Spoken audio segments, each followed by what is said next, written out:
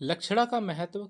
काव्य में लक्षणा के प्रयोग से जीवन के अनुभव को समृद्ध किया जाता है। कल्पना के सहारे सादृश्य और सामर्थ्य के अनेकानेक विद्वानों द्वारा अनुभवों की सूक्ष्मता और विस्तार को प्रकट किया जाता है। इसीलिए काव्य में लक्षणा शब्द शक्ति की प्रबलता है। व्यंजना suggestive sense of a word परिभाषा दे रखी है। अभिधा व लक्षणा के समर्थक हो जाने पर जिस शक्ति के माध्यम से शब्द का अर्थ या बोध हो उसे व्यंजना कहते हैं। व्यंजना बी प्लस संजना शब्द का अर्थ विशेष प्रकार का अंजन। अंजन लगाने से आंखों की ज्योति बढ़ती है, तो अंजन कहते हैं काजल को। पर विशेष प्रकार के अंजन लगाने से परोक्ष वस्तु भी दिखाने लगती है। इसी प्रकार व्यंजना शब्द शक्ति से अकथित अर्थ स्पष्ट होते हैं। जब अभिधा एवं लक्षणा अर्थ व्यक्त करने में असमर्थ हो जाती है, तब व्यंजना शक्ति काव्य के छिपे हुए व्यंग्यार्थ का बोध कराती है।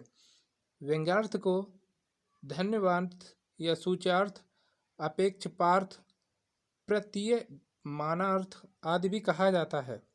उदाहरण, प्रसिद्ध उदाहरण सूर्य अस्त्र हो गया है। इस वाक्य के सुनने के उपरांत प्रत्येक व्यक्ति इससे भिन्न भिन्न अर्थ ग्रहण करता है। प्रसंग विशेष के अनुसार इस वाक्य के अंतर्गत व्यंजनार्थ हो सकते हैं।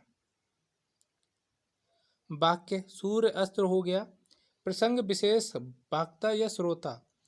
इसके बाद है अर्थ। पिता के पुत्र के कहने पर पढ़ाई लिखाई शुरू करो। सास के बहू के कहने पर चूल्हा चौका आरंभ करो। किसान के हलवाई से कहने पर हल चलाना बंद करो। पशुपालक के चरवाहे से कहने पर पशुओं को घर ले चलो। पुजारी के चेलों से कहने पर संध्या पूजन का प्रबंध करो।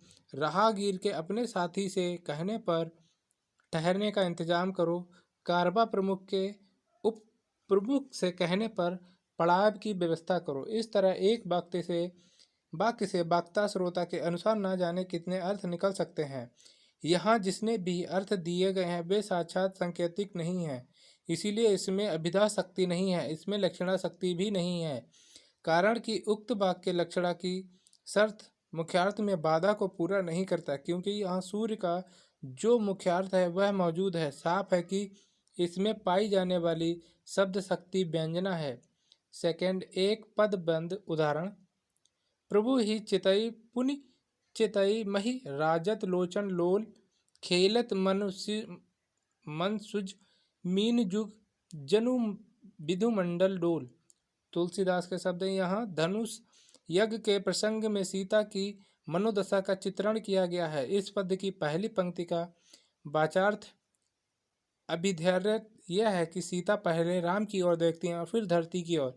इससे उनके चपल नेत्र शोभित हो रहे हैं, किंतु व्यंग्यार्थ यह है कि सीता के मन में इस समय उत्सुकता, हर्ष, लज्जा आदि के भाव क्षण क्षण में प्रकट हो रहे हैं। राम को देखकर उत्सुकता और हर्ष का भाव उत्पन्न होता है। साथ ही दूसरों की उपस्थिति का ध्यान कर उनके मन में तुरंत लज्जा भी आ जाती है और वे धरती की ओर देखने लगती हैं। पर हर्ष और उत्सुकता के वशीभूत होने से वे अपने को रोक नहीं पाती और फिर राम की ओर देखती हैं, किंतु लज्जावश फिर पृथ्वी की ओर देखने लगती हैं। इस प्रकार ये चक्र कुछ समय तक चलता रहता है। स्पष्ट है कि उक्त पद की पहली पंक्ति से हमें हर्ष, उत्सुकता, लज्जा आदि भाव की जो प्रतीत होती है वह ना तो अभिधा शक्ति से होती है और ना ही लक्षणा शक्ति से, बल्कि होती है व्यंजना शक्ति से। थर्ड है एक और पदबंद उदाहरण, चलती चाकी देख के दिया कबीरा रोए, दो पाटन के बीच में साबुत बचा न कोई। कबीर की पंक्तियां। यहाँ चलती चक्की को देखकर कबीर दास के दुखी होने की बात कही गई है। उनके द्वारा यह अर्थ व्यंजित होता है कि संसार चक्की के समान है। उनके जन्म और मृत्यु रूपी दो पाटों के बीच आदमी पिसता रहता है। व्यंजना के भेद। व्यंजना के दो भेद हैं, शाब्दी व्यंजना और अर्थी व्यंजना। शब्दों पर आधारित व्यंजना को शाब्दी व्यंजना और अर्थ पर आधारित व्यंजना को अर्थी व्यंजना कहते हैं। शब्द दो प्रकार के होते हैं, एकार्थ और अनेकार्थ। जिन शब्दों का केवल एक ही अर्थ होता है उसे एकार्थ शब्द कहते हैं, जैसे पुस्तक, दवा इत्यादि। जिन शब्दों के एक से अधिक अर्थ होते हैं उन्हें अनेकार्थ कहते हैं, जैसे कलम, अर्थात लेखनी, पेड़ पौधे की टहनी।